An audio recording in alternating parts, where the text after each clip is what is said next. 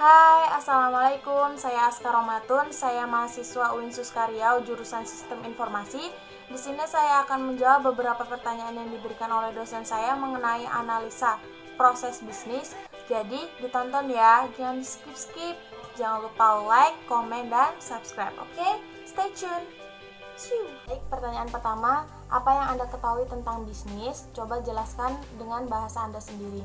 Jadi bisnis menurut saya itu adalah usaha menjual jasa atau barang yang dilakukan oleh perorangan atau sekelompok orang, bahkan organisasi terhadap konsumen atau masyarakat yang bertujuan untuk mendapatkan keuntungan, laba, atau profit. Oke, pertanyaan kedua, mengapa pentingnya menganalisa proses suatu bisnis? Jadi, karena menganalisa proses bisnis berarti seseorang itu mempelajari dan memahami bagaimana aktivitas dan fungsi dari proses bisnis dapat berjalan sesuai dengan tujuan suatu organisasi atau perusahaan. Menganalisa proses bisnis juga bertujuan untuk mengetahui perkembangan proses bisnis tersebut. Jadi dengan kita melakukan analisa, kita dapat memantau seberapa jauh proses yang sudah terjadi di perusahaan kita. Oke, lanjut ke pertanyaan nomor 3, yaitu apa hubungan analisa proses bisnis dengan sistem informasi. Jadi, sistem informasi ini mengotomatisasi bagian-bagian dari proses bisnis, serta mereka dapat membantu perusahaan merancang ulang dan memperlancar proses-proses ini. Jadi, dengan adanya sistem informasi, perusahaan bisa lebih efisien dan efektif dalam pengelolaannya karena sesuai dengan prinsip manajemen. Oke, kita lanjut ke pertanyaan nomor 4, yaitu apa saja komponen-komponen yang sangat penting dalam bisnis? Coba Anda jelaskan. Jadi menurut saya itu komponennya yang pertama, membuat deskripsi bisnis, yaitu bertujuan untuk menjelaskan secara singkat bidang bisnis apa yang akan kita jalankan nanti, seperti produknya, sistemnya kita jelaskan secara singkat. Supaya apa? Supaya semua orang itu dapat terlibat dan bisa mengetahui potensi dari produk yang kita jual nanti. Kedua, melakukan strategi pemasaran. Jadi untuk menjalankan strategi ini, Anda membutuhkan analisa proses bisnis yang tepat.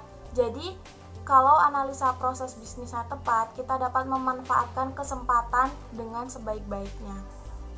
3. Membuat analisa pesaing. Jadi analisa ini digunakan untuk mengetahui kekuatan dan kelemahan yang dimiliki pesaing dalam satu pasar.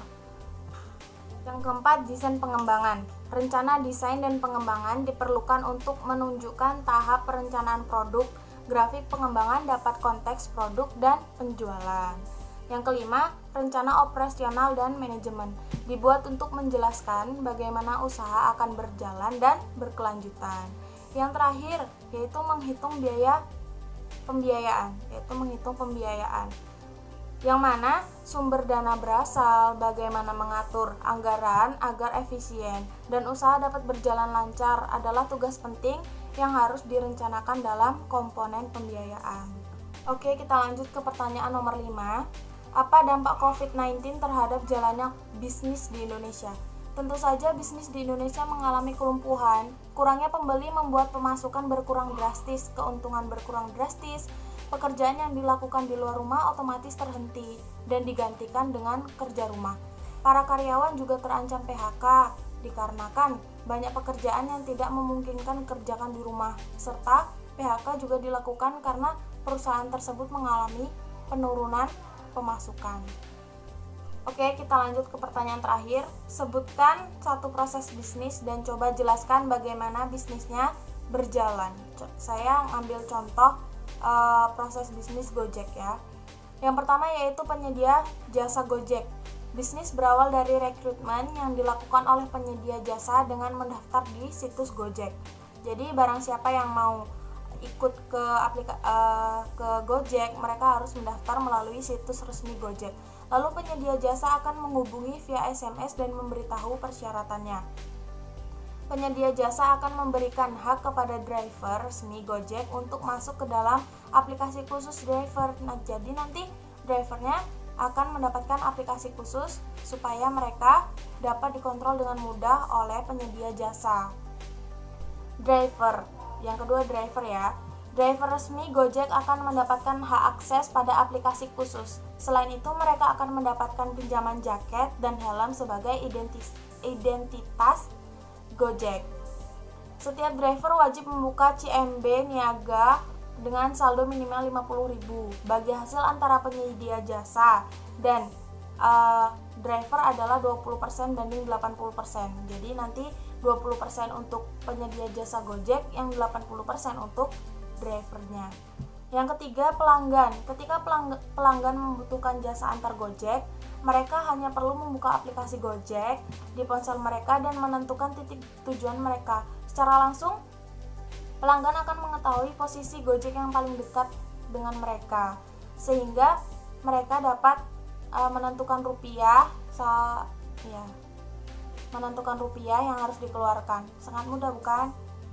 Jadi yang tadi merupakan tanya jawab seputar analisa bisnis serta COVID-19, juga ada proses bisnis yang saya jelaskan.